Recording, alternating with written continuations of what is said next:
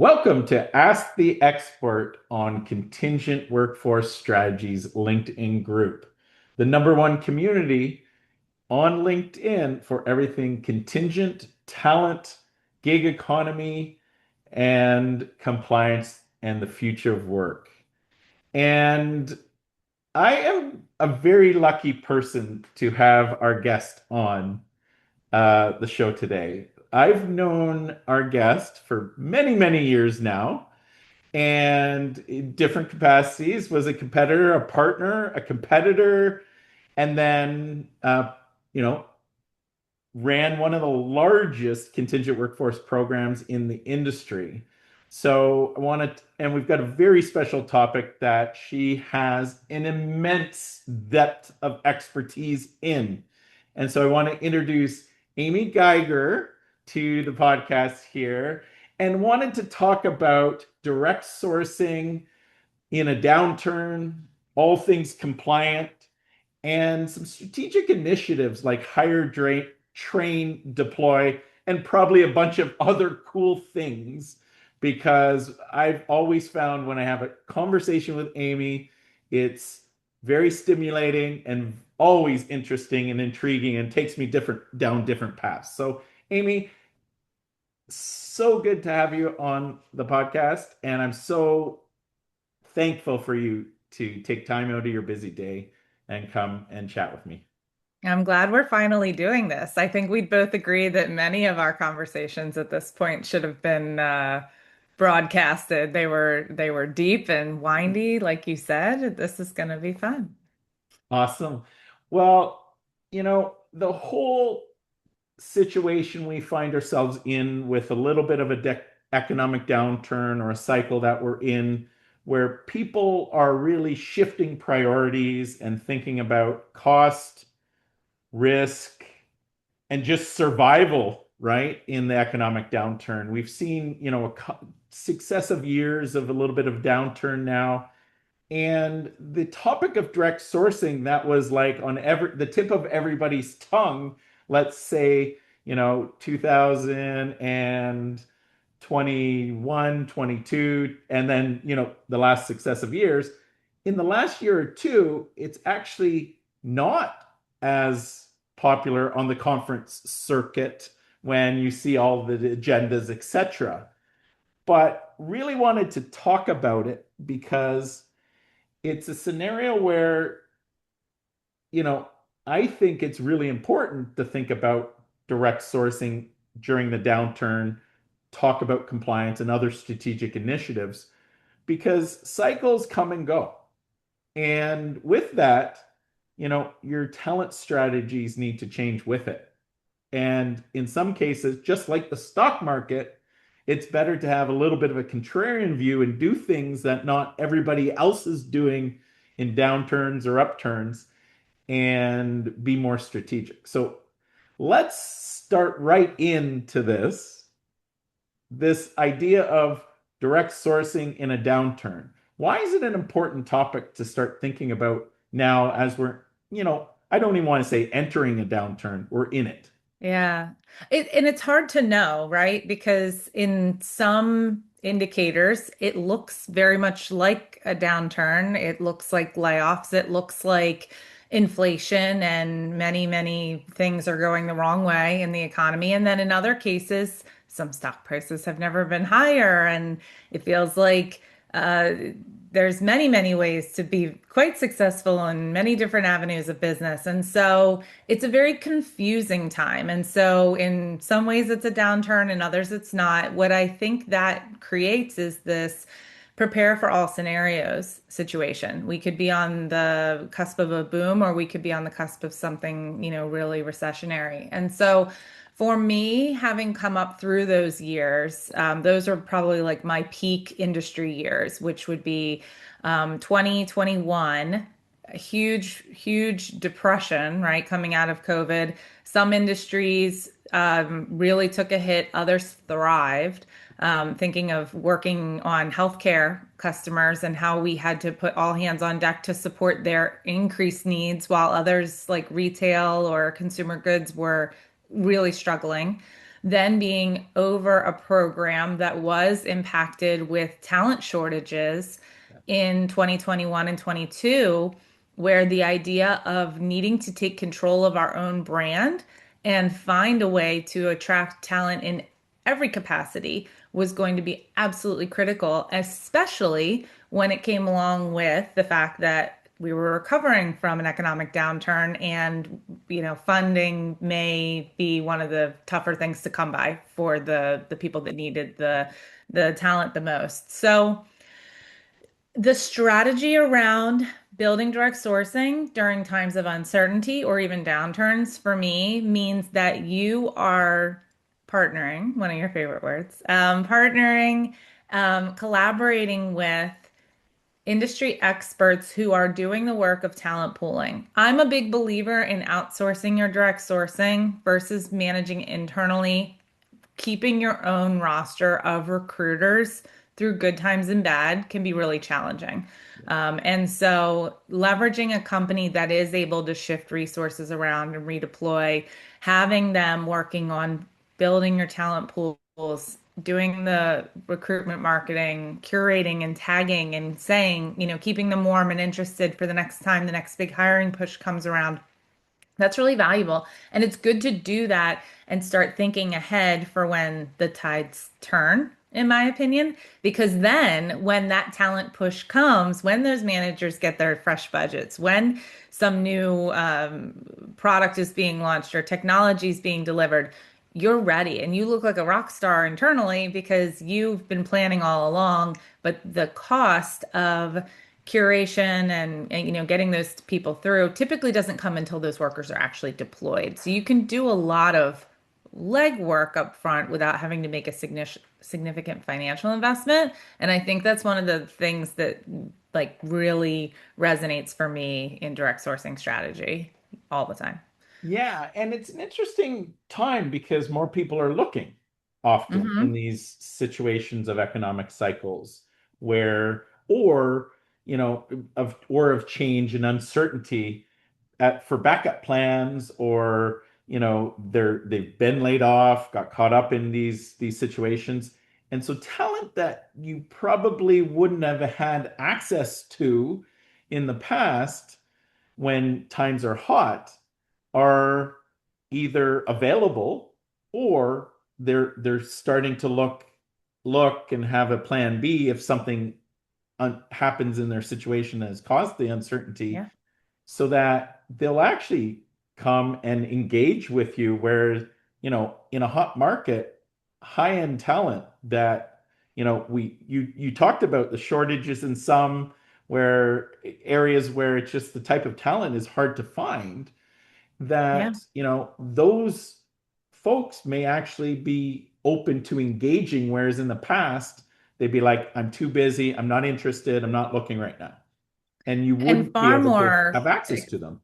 far more excited to be engaged with a branded recruit where even if it is a temporary assignment or it's a period of time, a contract, whatever it may be, if it comes to you with an enterprise logo on it versus, hey, have I got a role for you? We've all seen those emails. Like, they drive me nuts. I'm like, I wouldn't even consider this even if I was on the market because I just feel so uncomfortable with the unknowns that come with it. But the brand carries a lot of weight, and that top talent is going to feel a lot more appreciated or willing to consider a contract opportunity, which can be hard to convince top talent to take a contract role sometimes, unless they feel like they're getting recognized by the employer that one day they maybe hope to go work for. So I think that is a unique differentiator with direct sourcing that is a competitive advantage, and you should strike when the iron's hot, just like you said. Yeah, and I wanted to touch on cost, right? Yeah. I think that is something like you sitting in the program lead seat in the past, you would have traditionally some pressure in these times to say, oops, we're all tightening our belt across the organization. You now have to cut 25% of your cost as well. And then you have to look at your team and say, oh, we had all these plans to do things, but we're going to have less people. And so, looking at um, outsourcing this to third parties to keep the train running, well, there's a situation where you have to cut costs. Like, how does that work? Because it's interesting in the RPO space. Sometimes there's just a cost up front. Sometimes there's cost per hire. How does the costing on direct sourcing or contingent RPO, in some cases we like to call it, Yeah. built? I think that the best strategy is one that includes a mixture of paying for placements as they happen when they have it, whether it's a one-time, finder's fee if they are going to move from the direct sourcing partner to an EOR or be shifted away, or that ongoing, recruitment markup. It's pay when you place. What makes that compelling for partners to get into is accurate forecasting. Because if I were to come and say, I have an opportunity. I would love for you to be our direct sourcing partner. Admittedly, right now we're not doing a lot of hiring, but we fully expect to bounce back. And here's the forecast that sort of shows where we think that will be and what we're planning ahead for. As a supplier that would be considering getting into that, I'd go, okay, we can reasonably invest in starting to build this out because we can actually work together and partner. Now, how hard is it to get good forecasting and like analytics about where we're going and our talent needs in the future within an enterprise organization? Yeah, impossible, but realistic and being very forthcoming about, if we start slow, we begin to build, and slowly but surely this should begin to ramp up, and you can allocate your resources internally accordingly. I think that 9 times out of 10, that's a good deal for both sides. So I think that is something that really should be taken into consideration, building a partnership even when you're not even sure that you have upfront funding for it, because that's not always necessarily, there may be implementation costs, but it's not necessarily a huge component to the model overall. You pay as you gain the talent that you've attracted and deployed and sent to work. Yeah. And so, in the traditional RPO, if I compare direct sourcing to RPO, a lot of it had been, you know, often priced as a cost plus. So, hey, I'm going to Mhm. bring you three recruiters. Here's our cost, and this is what we're going to charge you for the entire project. So you have that cost up front, and then some success fee as they're making hires for you. The other model has been, okay, some of that cover the cost and then make the success fee. What you're saying now in the contingent realms or the direct sourcing realms is in a lot of cases, the upfront cost is the investment of the vendor in order to Often. be a strategic partner. Sure. And in terms of, when I think of the components of direct sourcing, be it technology, curation, and then employment after the fact, right? And that typically is with your EOR. Are we seeing a lot of staffing firms and or companies doing that as separate components? So there's a cost for technology, there's a cost for curation, and then the cost for EOR? Or is there a combining of that in some cases where staffing firms have moved into the direct sourcing realm and they're being more, strategic? And how does the costing work on that? Both exist. And I think that, man, less players and giving it's economies of scale, right? If you are giving or asking more of one individual supplier and that means more in one player's pocket, whether it be the sourcing or the technology solution or that economies of scale can mean cost savings. More realistically, though, it is the piecemeal version. It's, a vendor management system or possibly a direct sourcing system, an ATS, a direct sourcing provider, an EOR, an MSP that's still part of the equation. The better aligned all of those components can be, in driving towards whatever your ultimate goal is, whether it is increased talent channels or driving cost savings, supplier optimization. If there's alignment across all of the parties and they're all rowing the boat in the same direction, it feels like an opportunity where you can minimize the impact of investing in all those different areas and you can realize more gains because you're kind of stretching across multiple partners.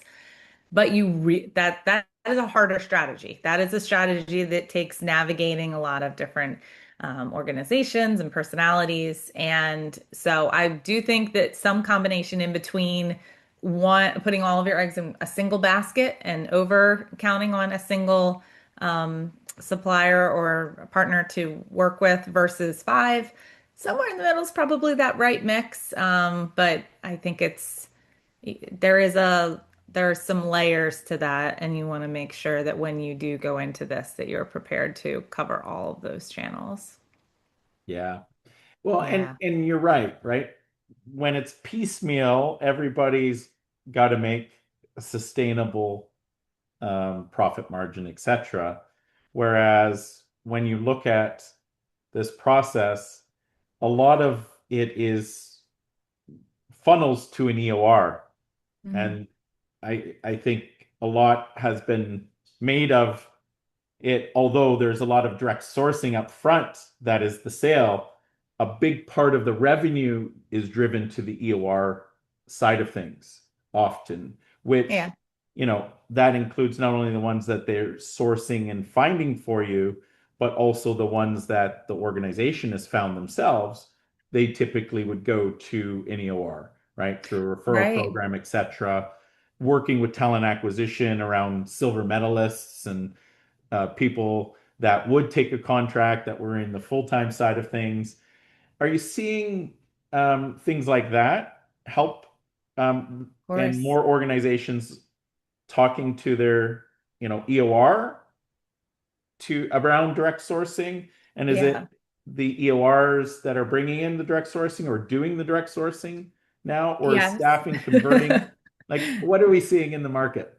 Yes, I mean, I think you even see staffing suppliers, traditional staffing suppliers who are saying they'll direct source. And why wouldn't they, right? They're working through legal channels to overcome that. And I think we're going to touch on that a bit more, but like if you're a staffing supplier and you can clear the boundaries and you've become a really strong partner to your client over the years and you want to be able to take it to that next level and recruit on their behalf with something that's more co-branded and then be the employer, that's, just modified staffing ultimately.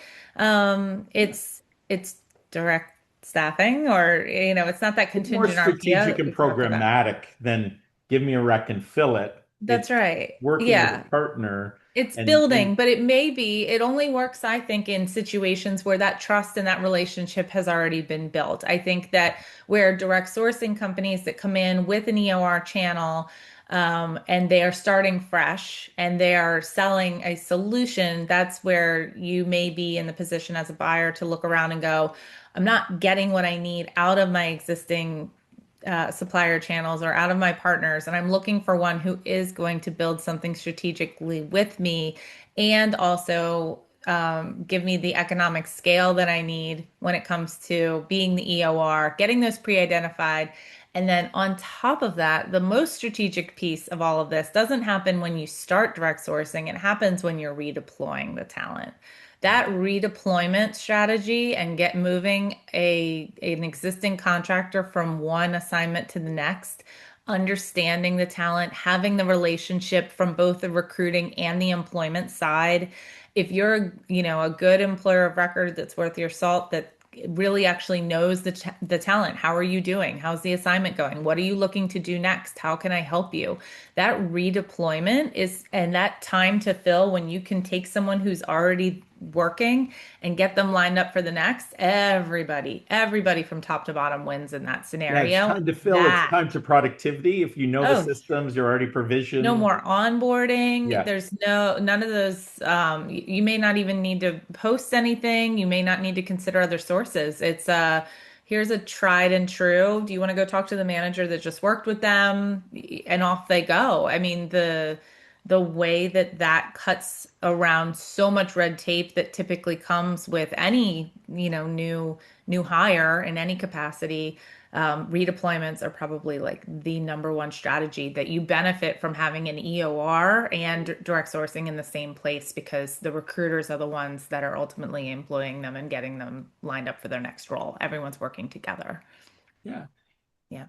Something that was really, you mentioned it and talked about a little bit, but I still think it's something that's important, especially in the downturn or in an economic cycle of uncertainty Yeah. where funding, your organizations are asked, hey, we cut your funding, reduce cost, headcount.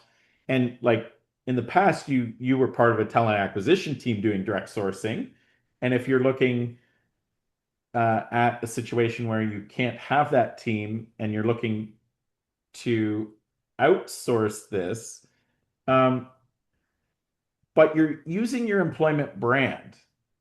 And when the word brand comes, that tends to be marketing often as well. And so, you know, have you seen situations or some best practices where marketing is actually brought into it? And why I say that, because you come from the talent acquisition side of things on a customer side that had a credible brand that people wanted to work for. How did you work on your employment brand and attracting people? And did marketing get involved in some of that, especially at a hospitality brand like you were in the past that's so recognizable? How does that work to continue to attract candidates, but using your brand and marketing versus, your traditional talent acquisition and recruiting efforts? We actually, due to the size and scale, we actually had our own employment brand dedicated team. And so that made it much smoother to engage them in understanding brand standards, expectations. We partnered really closely, but it didn't take long. And I'll tell you why it is a big difference working with partners that you're going into building your direct sourcing strategy with when they come with marketing chops because it's a big difference between going to your employment brand and asking them to provide the specs. So you go, you ask for clean logos, color hexes, the specifics of what the expectations are. Give me a two-pager on how this gets done. If you can hand that to either your direct sourcing technology provider or to your curation team, and they come with marketing chops and they can actually create something that looks and feels like your brand standard, but with the infiltration of that like EOR, the employer weaved into it. That is a huge differentiator and a way to really cut down on the hurdles that you feel like you're going to overcome or run into when you're trying to get direct sourcing approved because you kind of feel like you're sharing the care of that branding, but it didn't come from within your own organization. And it makes it a lot easier for the enterprise buyer to take something that the curation team has created, the direct sourcing provider has created, and run it by legal and say, are you okay with this co-branded information rather than the employment brand who may or may not have ever come across something like this, trying to figure out how to weave that in and feeling like, do we even really want to bother to do this? So, um, it's something that doesn't get talked about enough is Yeah. having like a good crack marketing team be at your disposal. And I will never forget like when we were trying to go live, the putting up a beautiful website for a talent community in front of your leadership stack saying this is what we're going to do and they went, yeah, do that, that looks great. It made all the difference in the world in getting to go live faster. So, Well, and the idea is also like not only the internal approvals, but the success rate of attracting candidates and a engaging thousand these percent. candidates if there's a marketing and employment brand. vision there on how to attract these candidates, how to engage them, even if you don't have a job for them right now. How do you engage them to the brand so Yeah. that when a job comes up, they're excited to work for you? It's trust, it's legitimacy, it is feeling like you are signing up for something that will hopefully manifest into, I don't, the word community is only used in these temporary roles. You sometimes hear of like full-blown corporate talent communities, but it doesn't have the same feel to it as a well-done direct sourcing talent community, and that's pretty cool. Yeah, it makes it way more strategic from that Mhm. perspective. And, you know, thinking about that, if I'm looking for opportunities and it's a brand that I'm comfortable with, I've been sent coupons, let's say, over time, right? Or The offers, breadcrumbs right? The come little along. breadcrumbs, Yeah. and I love the brand. Yep. When that opportunity comes, and especially in a new world of, hey, whose agent's going to get to the person first? AI agent going to get to the person first. It will take authenticity in your brand, care for your brand, I think so. for them to answer the call or the text from your agent over the next person's agent. And Thousand so, percent. I think it's something that needs to be thought through, and it's kind of been an asterisk in direct sourcing, use your employment brand, but it's like that's probably a criteria if you're going to look at outsourcing your direct sourcing, that you're making sure your employment brand is very consistent and aligned, and who you're partnering with is acting as your ambassador. Right. Right. And we've seen over time as it becomes the norm, and I say thank you to whoever the very first ones were that were brave enough back when this first got going. They were the ones that kind of cleared the hurdles with the first uh, can we do this type of thing. But first, the more and more examples there are of companies that are doing this already really helps clear barriers for the next. And there are enough examples out there at this point that it feels like a no-brainer to be able to say, this is just common practice now, and it shouldn't be a problem. Let's just keep moving, and how do we do it well? Um, yeah, Yeah. so I And say there's thank one. you to those who came before me. Yes, and like you say, I think one, there's the employment brand, is it aligned? But then is this compliant? And I've Right. heard you mention legal a few times in Uh, your conversations. As a program lead, you'd run it by legal, right?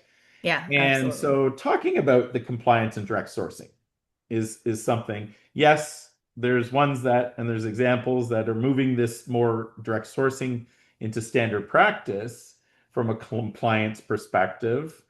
But what are some of the compliance issues around direct sourcing that, are kind of a myth and or are real, but there's solutions around them? I think, oh, my goodness, co-employment, what a word. What a Yeah, and word. misclassification kind of go hand in Misclassification. hand, right? Yeah. They do, they do. I think that when we think of direct sourcing, or what I've seen primarily out of direct sourcing, is that we are typically or most frequently talking about W-2s and landing on an employer. And in oh gosh, I shouldn't say, but I'm going to say. In most cases, there is some shared employment relationship. If they're not independent enough to do their own work and not be given any guidance into things, then there is a shared employment relationship. This is a great thing to have. If there's ever a lawsuit, you have limited liability, like in workers' comp and things like that. So, co-employment isn't all terrible. But we just need to be careful about how we're getting involved there. So, if the limit to your involvement with getting these people through the door is that your brand is leveraged and the role that you're offering is going to be reporting into your organization, leave it at that. Stay out of the payroll and the, don't get down into the nitty-gritty of it all. When it comes to misclassification, I think the same thing applies. And I would love to see more talent communities that are tapping into the broader independent talent networks that exist out there. And I think that that's something that's continuing to evolve, but continuing to be very laser focused on that misclassification, that risk that exists out there. It's not as prevalent, I think. It depends on the cycle. It depends on what year we're in and who's looking at what. But at this current moment, I think that a steady reminder throughout your organization that independent talent that you attract with your brand who come in to do a certain designated amount of work and then go on their merry way is a really, really, really good way to optimize your talent channel. And Yeah. having legal involved is good and Is needed. essential, quite Yeah, honestly. And essential, of and quite course. honestly, they'll be your champion to say this makes sense and we Yeah, agree with the way you're handling it. yeah, And like you say, the ones that have come before have looked at an employer of record or agent of record strategy um, for all direct and referred and pre-identified talent sure. so Keep it that off there's our that books, right? arm's length relationship That's right. and it's clear who the external employer is. It's clear how when it comes to workers' comp and different legal things, things are clearly defined, benefits packages, etc. That's all clearly defined. So it kind of nullifies the myth of co-employment. If you are employing those people directly internally as let's call them temporary employees, and you've got an employee group that's full time, being compensated differently, have different benefits package, that's where trouble happens, right? When it comes to the independent talent, as long as they're classified properly and they truly are vendors and meet the criteria of that, which takes some classification and knowledge to do that, I think you're also clean to do it that way, but you got to classify them properly, and you can do that through technologies and different things and third parties like an AOR as well, Hmm. right? Yeah. That help I you mean, with that due diligence. There's lots of right. solutions there. Most internal attorneys will tell you that while they have a reasonable familiarity with laws in this area, there are very few subject matter experts, unless this is just what they've been hired to do.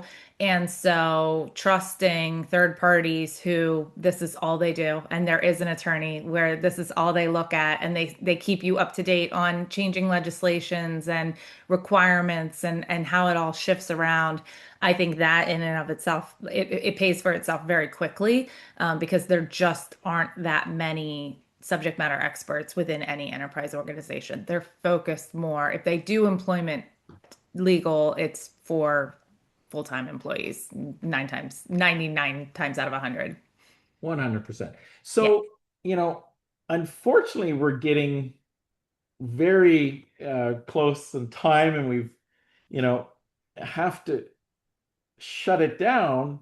But there's also one other thing I wanted to hear a little bit about, and I have some experience in from our past as well, is, with direct sourcing and being more strategic around your resource planning, there's also thinking about it as from a higher train deploy of skills that your third parties are trying to talent pool for you. But if you can't find them, right, and buy them, sometimes you got to build them and build that skill pool of skill set. And are you seeing some of that higher train deploy happening in some of like we talked about the areas that are actually skill shortages where we may have some surplus people with this skill set, but we have shortages here. So, you know, with this better resource planning, are we able to do that within a direct sourcing realm? I'm not seeing enough of it yet. I think that Yeah. it's a huge opportunity that is going to be completely necessary as we continue to see the world of work evolve and shift. As AI increases, certain jobs and tech stacks will become things of the past. And that will not, the jobs won't go away. They will evolve into something new. And so, subject matter experts on older tech stacks will either need to learn a new tech stack or they will be in a really difficult place Yeah. of trying to look for older organizations who haven't kept up with cloud and AI infrastructure. So, I look at, first of all, skilled trades Yeah. and people coming out of school or even looking for a career pivot who there's entire workforces where they may not realize that they're 1 or 2 weeks of training away from having a whole new career opportunity in front of them. And I think about how take, for example, like Amazon warehouses or any type of warehouse or facility where you, as a common individual, think I could most likely walk into an Amazon warehouse and be able to do that job. It's picking and packing, it's being on my feet all day long. What you don't think about is when you hear something like manufacturing and you go like, I can't manufacture.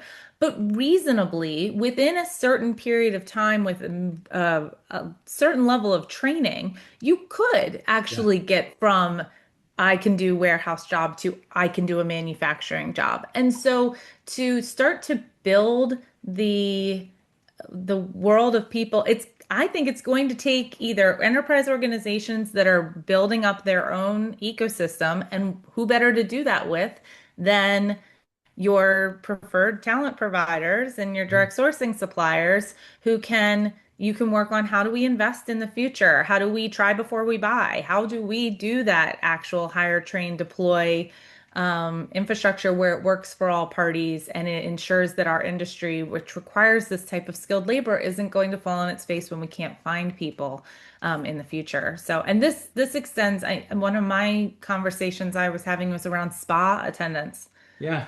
There's not enough people Yeah. coming up who want to manage spas very Yeah. specifically. And it's one of those things where, leaning in and creating a world where that is something that is an available education option or somebody who's going to lean into different talent channels like that is going to be really, really critical coming ahead and redeploying existing tech stack um, employees to do future state technology is also going to be really critical. So I have But a I lot of think thoughts the on it. common denominator in all of this is managing things more strategically and programmatically, Strategically, right? yes. And not And thinking you have to do it all on your yeah. own. I think that's what gets when you're sitting in the seat and you're looking at talent opportunities and you feel like how on earth am I going to pull this off? There's a whole ecosystem of really talented, smart partners who focus on this day in and day out that are out there that are just really excited about the opportunity to help you transform the way that you optimize your talent and workforce. Amazing. Well, you heard it here first, folks, with Amy Geigers. Amy, I always try to finish off with other things, but I think we should stop it there because Yeah, that's a that's huge fine. nugget of gold.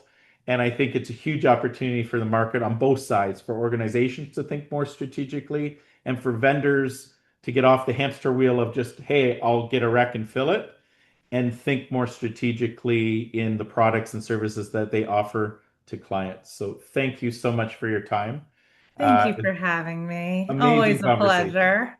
Yeah. So thanks again. And I think we might have to do another one at some time soon because our time went by so quickly. It did. It did. It did. Anytime. Thanks so much.